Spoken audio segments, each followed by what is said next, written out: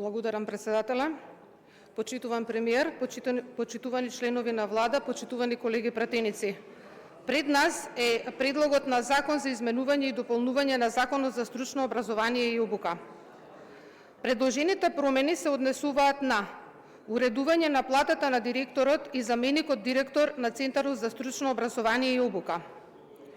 Исто така промените се однесуваат на вработените во Центарот кои вршат стручни работи, имаат статус на даватели на јавни услуги во областа на образованието и науката и за нив ќе се применуваат одредбите од овој закон, како и од Законот за вработените во јавниот сектор и општите прописи од областа на работните односи.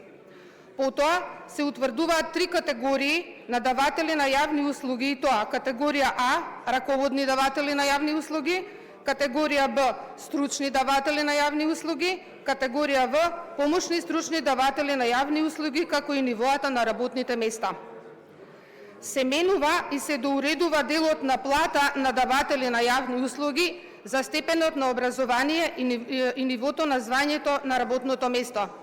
Членот 5 е преодна одредба со која се уредува дека дел од вработените во Центарот за развој на стручното образование, вработени на неопределено време, кои до денот на влегување во сила на овој закон се стекнале со статус на административни службеници, по сила на овој закон се стекнуваат со статус на даватели на јавни услуги и се распоредуваат согласно условите од овој закон и актот за систематизација на работните места на Центарот.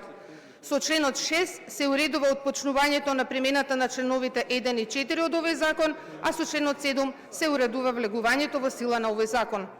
Согласно член 175, алинеја 1 од Деловникот на Собранието на Република Македонија, имајќи во предвид дека не се работи за сложен и обемен закон, се предлага Собранието да расправа по предлогот на законот по скратена постапка. Предлогот на закон не предвидува дополнителни фискални импликации по буџетот на Република Македонија. Ви благодарам.